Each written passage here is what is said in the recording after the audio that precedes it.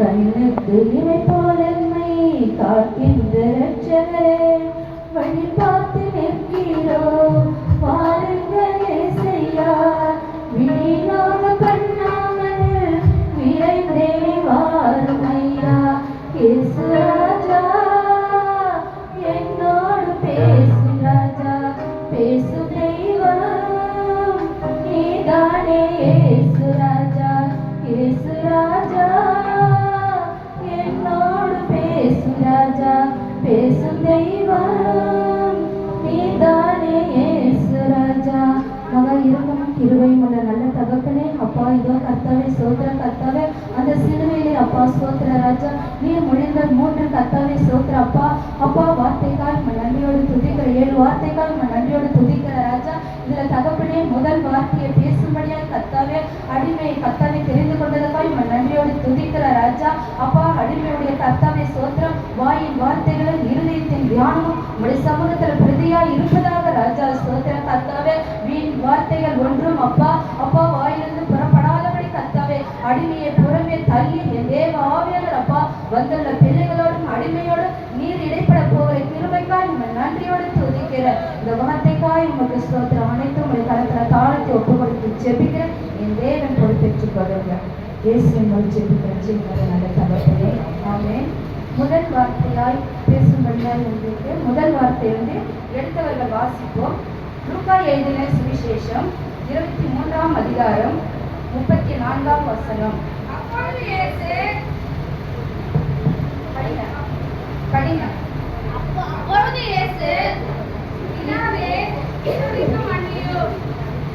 ஆமென். இங்க முதல் வார்த்தையா கர்த்தர் என்ன சொல்றாருக்கா, அப்பொழுது இயேசு, எப்பொழுது அவர் சிலுவையில் இருக்கும்போது, அப்பொழுது இயேசு பிதாவை நோக்கி இவர்களுக்கு மன்னியும், தாங்கள் செய்கிறது இன்னதென்று அறியாது இருக்கிறார்களே என்றார். அப்பொழுதுனாக்கா ஏசப்பா சிலுவையில் அவர் எந்த சூழ்நிலையில நம்மளை மன்னிக்க சொல்றாருனாக்கா, அவர் பாடு நிறைந்து துக்கம் நிறைந்தவராய் காணப்பட்டார். அவர் அந்த சாட்டையால அடிக்கப்பட்ட அந்த சாட்டை எப்படி இருக்குனாக்கா 12 கொக்கிகள் இருக்கான். ஒரு கொக்கியிலும் 4 ஊக்கு இருக்குமா. அந்த ஊக்கு போட்டு அடிச்சு இழுக்கும் போது அந்த சதை என்ன பண்ணுமா, பிச்சு ரத்தம் என்ன பண்ணுமா, அப்படியே கொட்டுமா. அந்த சூழ்நிலை நம்ம அந்த சூழ்நிலை இல்ல. ஆனா கர்த்தர் அந்த சூழ்நிலை நமக்காக என்ன பண்றாரு, பிதாவை நோக்கி என்ன சொல்றாரு, பிதாவே இவர்களுக்கு மன்னியும். இவர்கள் அந்த இவர்கள் யார் என்பதை நம்ம இப்ப என்ன பண்ண போறோம், பார்க்க போறோம். பிதாவே இவர்களுக்கு மன்னியும், இவர்கள் யார் என்று நம்ம பார்ப்போம். அடுத்தது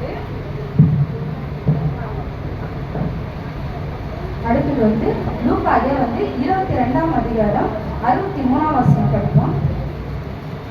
இயேசுவை பிடித்துக் கொண்ட மனுஷர் அவரை பரியாசம் பண்ணி அடித்து, இங்க என்ன சொல்லிருக்காங்கன்னா, இயேசுவை பிடித்துக் கொண்ட மனுஷர் அவரை பரியாசம் பண்ணி அவரை என்ன பண்ணாங்க, அந்த நேரத்துல சிலுவை நேரத்துல பரியாசம் பண்ணுங்க.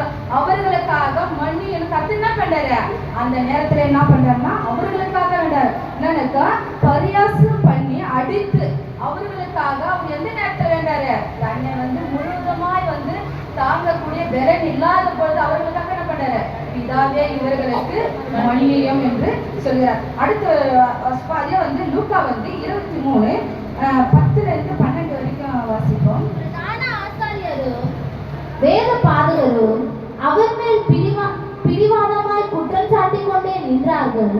அப்பொழுது ஏரோது தன் போர் சேவகரோடு கூட அவரை நிந்தித்து பரியாசம் பண்ணி மெனுக்கான வஸ்திரத்தை அவருக்கு உடுத்தி அவரை திரும்ப பிலாத்துவினிடத்திற்கு அனுப்பினான். முன்னே ஒருவருக்கொருவர் பகிரனாய் இருந்த பிலாத்துவும் ஏரோதும் அன்றைய தினம் சிநேகிதரானார்கள். என்ன சொல்லியிருக்காங்கன்னாக்கா 10 நம்ம வாசிக்கும் போது, பிரதான ஆசிரியரும் வேதபாரகரும் அவர் மேல் பிடிவாதமா என்ன பண்ணாங்க, குற்றச்சாட்டி கொண்டு நின்றாங்க. அப்போ அவர் குற்றமே இல்லைன்னா பிலாத்துக்கு தெரியும். ஆனா இவங்க என்ன பண்றாங்க, ஆசிரியர்கள்னாக்கா ஊழியக்காரர்களா, அவங்க வேதபாரகர்னாக்கா அவங்க விஞ்ஞானி அறிவாளிகள், இவங்க என்ன பண்றாங்க, அவங்களே என்ன பண்றாங்கனாக்கா கர்த்தர் மேல என்ன பண்ணா குற்றம் சாட்டும்படி என்ன பண்ணுகிறாங்க, நின்று கொண்டாங்க. ஆனா பிலாத்துக்கு இவர் ஒரு தவறும் செய்யவில்லை என்று தெரியும். அப்போ பிலாத்துவும் ஏரோதும் முன்பே என்ன பண்ணாங்க, இந்த 12 வாசிக்கும் போது, முன்பே ஒருவருக்கு ஒருவர் பகல் அன்றைய தினம் என்ன பண்றாங்க? சிநேகிதரானாங்க. பகைஞரா இருந்தவங்க கூட என்ன பண்ணாங்க? ஏசப்பா வந்து சிலுவையில அறைய வேண்டும் என்று அன்னைக்கு என்ன பண்றாங்க? அவங்க சிநேகிதரா மாறுறாங்க. அதுக்குதான் வந்து கத்துன என் சிநேகிதரே அப்படின்னு என்ன பண்றாங்க? நம்மளை பார்த்து என்ன பண்றாரு? கூப்பிடுறாரு. அப்புறம் வந்து ஏசப்பா வந்து அப்படி குற்றச்சாட்டி அவர் எப்படியாச்சும் என்ன பண்ணணும்? மரணத்துக்கு தள்ளணும் அப்படின்னு சொல்லிட்டு என்ன பண்ணாங்க? பகையினரா இருந்தாங்க. அது எத்தனை காலம் இருந்தாலும் நமக்கு தெரியாது. ஆனா அந்த நேரத்துல என்ன பண்ண அவங்களும் என்ன பண்ணாங்க? சிநேகிதராகி அவங்க என்ன பண்றாங்க? ஏசப்பா வந்து சிலுவையில அறையும்படி என்ன பண்றாங்க? ஒப்பு கொடுக்குறாங்க. அடுத்தது வந்து இவர்களுக்காக மன்னினா கத்துனா சொல்றாரு. அந்த நேரத்துல நமக்காக பிதா இடத்துல வேண்டார் இவர்களையும் மன்னியும். அப்ப அடுத்தது யார் மன்னிக்க சொல்றாருன்னா அதே நம்ம வந்து எடுப்போம். லூக்கா எழுதின சுவிசேஷம் 23:5. அதற்கு அவர்கள், இவன் கலிலேயா நாடு தொடங்கி இவ்விடம் வரைக்கும் யூதேயா தேசமெங்கும் உபதேசம் பண்ணி ஜனங்களை கலக்கப்படுத்துகிறான் என்று வைராக்கியத்தோடு சொன்னார்கள். அதற்கு அவர்கள், இவன் கலிலேயா நாடு தொடங்கி இவ்விடம் வரைக்கும் 23:25 கலகத்தின் நிமித்தமும் கொலைபாதகத்தின் நிமித்தமும் காவலில் போடப்பட்டு இருந்தவனை அவர்கள் கேட்டுக்கொண்டபடியே விடுதலையாக்கி இயேசுவையோ அவர்கள் இஷ்டத்துக்கு ஒப்பு கொடுத்தான். ஆமென். இங்க வந்துனாக்கா இங்க நான் யாரை சுத்தி காட்டுனாக்கா பிலாத்து. அப்போ வந்து எனக்கு கலகத்தின் நிமித்தமும் கொலைபாதகம் அது நம்ம யாருக்குன்னு தெரியும். ஏற்கனவே வந்து பரபாஸ் தான் வந்து அந்த கொலைக்கு வந்து நியமிப்பட்டான். ஆனா வந்து இது தெரிந்தோம். ஆனா இயேசு கிட்ட வந்து ஒரு குற்றமும் காணவில்லைன்னு பிலாத்துக்கு தெரியும். ஆனா இருந்தாலும் பிலாத்து அந்த இடத்துல என்ன பண்ணாரு? இயேசுவை வந்து அவர்கள் இஷ்டத்துக்கு என்ன பண்ணாரு? ஒப்பு கொடுக்கிறார். அந்த ஒப்பு கொடுக்கிற நேரத்துல என்ன பண்ண இவர்களுக்காக என்ன பண்ணுங்க? மன்னியும் அப்படின்னு சொல்லிட்டு ஏசப்பா என்ன பண்றாரு?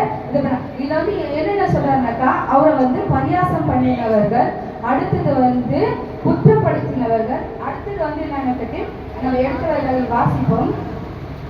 அதே வந்து லூக்கா எழுதின சுவிசேஷம் 23:33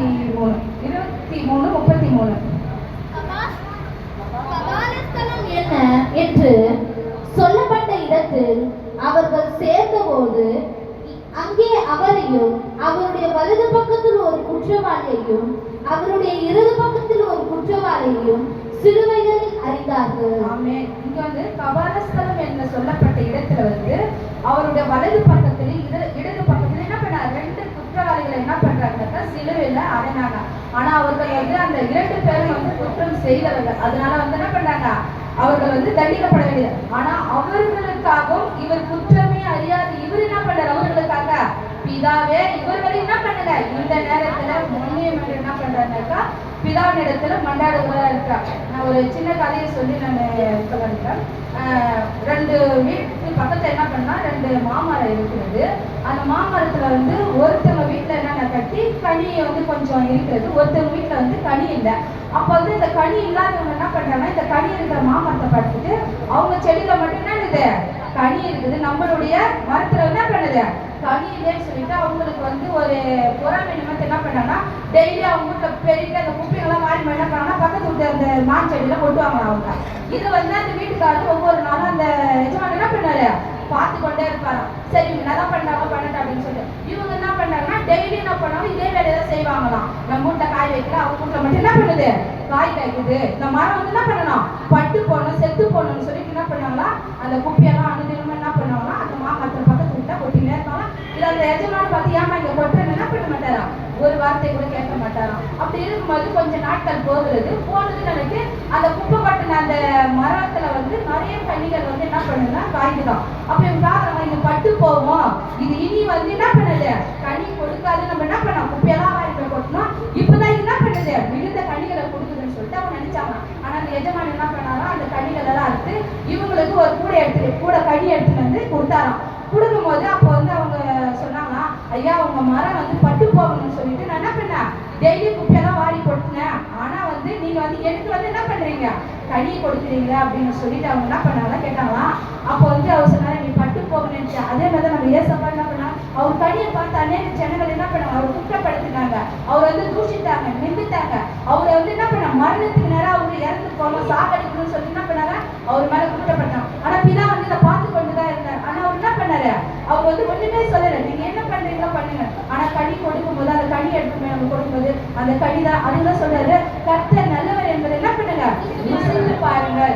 அதுதான் இந்த நாளில் என்ன பண்ண மறுபடியும் என்ன பண்ண கர்த்தர் அதிக கனிகளை கொடுத்து இன்னுமா நம்ம ருசிக்கும்படியா அவருடைய கனிகள் என்ன பண்ணாரு நமக்கு கொடுத்திருக்கிறார். அது மாத்திரமல்ல, அடுத்தது வந்து நம்ம எடுத்தவர்கள் வாசிப்போம்.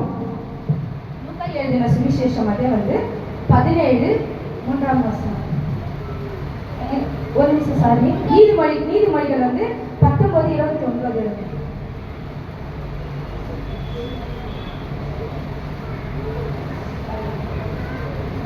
நீதிமொழி 19:29. பரியாசக்காரருக்கு தண்டனைகளும் மூடருடைய முதுகுக்கு அடிகளும் ஆயத்தமா இருக்கிறது. ஆமென். இங்க வந்து பரியாசக்காரர்களுக்கு தண்டனைகளும் மூடனுக்கு முதுகுக்கு அடிகளும் ஆயத்தமா இருக்கிறது. ஆனா ஏசப்பா என்ன பண்ணாங்க, பரியாசம் பண்ணாங்க. அவங்களுடைய தண்டனை அவரு என்ன பண்ணாரு, அவரு ஏற்றினார். அவங்களுக்கு விழ வேண்டிய அடி என்ன பண்ணாரு, பரியாசக்காரனுக்கு தண்டனைகளும் மூடன் முதுகுக்கு அடிகளும் ஆயத்தமா இருக்கிறது. ஆனா நம்மளுடைய அந்த பரியாசத்தை நிமித்தம் நமக்கு அடிப்பட வேண்டிய நாம வந்து என்ன பண்றோம், நல்லா இருக்கும். ஆனா கர்த்தர் என்ன பண்ணா, அந்த அடிகளை கூட என்ன பண்ணாரு, அவர் தன் மேல என்ன பண்ணாரு ஏற்றிக்கொண்டார். அதுதான் சொல்றாரு, பரியாசக்காரனுக்கு தண்டனைகளும் மூடன் முதுகுக்கு அடிகளும் ஆயத்தமா இருக்கிறது. நமக்கு இருக்கிற அந்த அடிகள் அந்த தண்டனைகள் அவரு என்ன பண்ணாரு ஏற்றுக்கொண்டு இது நிமித்தம் என்ன சொல்றாரு, பிதாவே இவர்களுக்கு மன்னியும் என்று சொல்லுகிறார்.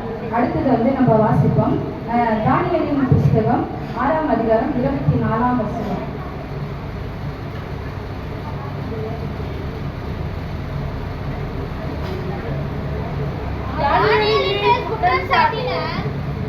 தானியேலின் மேல் குற்றம் சாட்டின மனுஷரையோ வென்றால் ராஜா கொண்டு வர சொன்னான். அவர்களையும் அவர்கள் குமாரரையும் அவர்கள் மனைவியையும் சிங்கங்களின் கெபியிலே போட்டார்கள். அவர்கள் கெபியின் அடியிலே சேரும் முன்னே சிங்கங்கள் அவர் மேல் பாய்ந்து அவர்கள் எலும்புகளை எல்லாம் நொறுக்கி போட்டது. இங்க வந்து என்ன சொல்லணும்னா, தானியேலின் மேல் குற்றம் சாட்டின மனுஷர் எல்லாரையும் ராஜா என்ன பண்ணாரு, எல்லாரையும் கொண்டு வர சொல்றார். கொண்டு வந்து அவர்களையும் அவர் குமாரர்களையும் மனைவிகளையும் சிங்கங்களின் கெபியில் போட்டார்கள். அப்போது நான் கட்டி தானியேல் வந்து ஒரு குற்றமும் அறியவில்லை. ஆனா என்ன கட்டி நான் வந்து என்ன பண்ணேன், என் ஜீவனோட தேவனை தவிர நான் யாரையும் வணங்க மாட்டேன்னு சொல்லிட்டு அந்த ஒரு இதை சொன்னாரு. ஆனா இவங்க என்ன பண்ணாங்க, ஒரு மேல குற்றம் சாட்டி தானியேல் என்ன பண்ணாங்க, முன்பு சிங்க கெபியில் போட்டார்கள். ஆனா கர்த்தர் தானியேலோட இருந்து தானியேல் என்ன பண்ணாரு மீட்டெடுத்தார். ஆனா அதுதான் சொல்றாரு, தானியேல் மேல் குற்றம் சாட்டுற ராஜா என்ன பண்ணாரு, ஜீவனுள்ள தேவன் தானியேல் வணங்குகிற தேவன் மாத்திரம்தான் சொல்லிட்டு என்ன பண்ணாங்க, இவர் மேல குற்றப்படுத்தினவர்கள் என்ன பண்ணாங்க, கொண்டு வந்து சிங்கங்களின் கெபியிலே போட்டார்கள். அவர்கள் கெபியில் அடியில் சேருவதற்கு முன்னே அங்க கீழே விழுவதற்கு என்ன பண்ணுது, சிங்கங்கள் அவர்களை பிடித்து அவர்களை என்ன பண்ணுது, எலும்புகள் எல்லாம் நொறுக்கி போட்டது. குற்ற சுமத்துவர்களுக்கும் வந்து இந்த தண்டனைகள் உண்டு. ஆனாலும் அந்த தண்டனையும் அவரு என்ன பண்ணாரு ஏற்றுக்கொண்டு நம்ம குழியில விழுவதற்கு பதிலாக அவர் என்ன பண்ணாரு, இவர்களையும் மன்னியும் என்று அந்த நேரத்துல வந்து என்ன பண்ணாருன்னா பண்ணாரு. குற்ற சுமத்துறவர்களுக்காகவும் அடுத்தது வந்து பழி சொல்லுகிறவர்களுக்காகவும் என்ன பண்ணாரு, கர்த்தர் இவர்களை மன்னியும் என்று அந்த தண்டனையை அவர் ஏற்றுக்கொள்ளுகிறார். அடுத்தது நம்ம வாசிப்போம் லூக்கா எழுதின சுவிசேஷம் 17ஆம் அதிகாரம் 1ஆம் வசனம். பின்பு அவர் தம்முடைய சீஷர்களை நோக்கி, இடர்கள் வராமல் போவது கூடாத காரியம். லூக்கா 17:3. உங்களை குறித்து எச்சரிக்கையாயிருங்கள். உன் சகோதரன் உனக்கு விரோதமாய் குற்றம் செய்தால் அவனை கடிந்து கொள். அவன் மனஸ்தாபப்பட்டால் அவனுக்கு மன்னிப்பாயாக. ஆமென். இங்க என்ன சொல்றோம், உங்களை குறித்து மற்றவர்கள் எரிச்சலா இருந்தா உங்க சகோதரனுக்கு என்ன பண்ண என்ன சொல்றேன்னாக்கா, உங்களை குறித்து எச்சரிக்கையா இருங்கள். உங்கள் சகோதரன் உங்களுக்கு விரோதமாய் குற்றம் செய்தால் அவன் என்ன பண்ணுங்க, கடிந்து கொள்ளுங்க. கேளுங்க ஏன் அப்படின்னு சொல்லிட்டு. ஆனா அவன் மனஸ்தாபப்படும் போது அவனுக்கு மன்னிப்பாயாக. அதே மாதிரி நம்ம வேதத்துல பார்க்கும்போது கூட ஒருத்தன் வந்து செய்த பாவத்துக்கு மனஸ்தாபப்பட்டான். ஏன்னாக்கா இளையகுமார் என்ன பண்ணான், தன் தகப்பன் இடத்துல வந்து எல்லா ஆஸ்திகளையும் பெற்றுக்கொண்டு என்ன பண்ணான், தூர தேசத்துக்கு போயிட்டு லாஸ்ட்ல என்ன பண்ணான், சாப்பிடுறதுக்கு கூட அவனுக்கு உணவில்லாத இருந்தது. பன்றிகளுக்கு வைக்கிற அந்த தவுளை காய்ச்சி சாப்பிடலாம் என்று அவன் என்ன பண்றான் நினைக்கும் போது அப்போ ஒரு யோசனை வருது, என் தகப்பனிடத்துக்கு போயிட்டு நான் மனஸ்தாபப்பட்டு மன்னிப்பு கேட்டேன், என் தகப்பன் என்ன பண்ணாரு மன்னிப்பார். அப்பதான் சொல்ற, பரத்துக்கு விரோதமோ முது பார்வைக்கு முன்பாகவும் நான் பாவம் செய்தேன், இனி உங்களுடைய மகன் என்று சொல்வதை கூட நான் என்ன பார்த்துக்கல அப்படின்னு நான் தகப்பன் இடத்துல போய் நான் மனஸ்தாபப்பட்டு கேட்கும்போது என் தகப்பன் அந்த வேலைக்காரங்க ஒரு நாள்ல என்ன பண்ணாரு வைத்துக் கொள்ளுவார் அப்படின்னு சொல்லிட்டு என்ன பண்ணா அந்த இளைய குமாரன் என்ன பண்ணாரு மனஸ்தாபப்படுறார். ஆனா இவன் மனஸ்தாபப்படுவதற்கு முன்னவே கர்த்தர் என்ன பண்ணாரு, வருவானா என் மகன் திரும்பி வருவானான்னு சொல்லி என்ன பண்ணிக்கிறாரு எதிர்பார்த்து கொண்டாரு. இந்த நாளையில கூட நாம திரும்பி வருவோம் என்று கர்த்தர் என்ன பண்ணாரு நமக்காக எதிர்பார்த்து கொண்டிருக்கான். நம்மளுடைய பாவங்கள் அக்கிரமங்கள் எல்லாத்தையும் நம்ம என்ன பண்ணோம் மனஸ்தாபப்பட்டு கர்த்தர் இடத்துல நம்ம ஒப்புரவாகும் போது கர்த்தர் நம்மளுக்கு என்ன பண்ணாரு சிறந்த வஸ்திரத்தை தரித்து நம்ம என்ன பண்ற அவருடைய பிள்ளைகளாய் ஏற்றுக்கொள்ள கர்த்தர் வல்லமையுள்ளவராய் இருக்கிறார். இவர்களுக்காயும் மன்னியம் என்று சொன்ன கர்த்தர் இந்த வார்த்தைகளை கொண்டு ஒவ்வொரு இடமும் அடிமையிலும் இடைப்பட்டதற்காக கர்த்தருக்கு கூட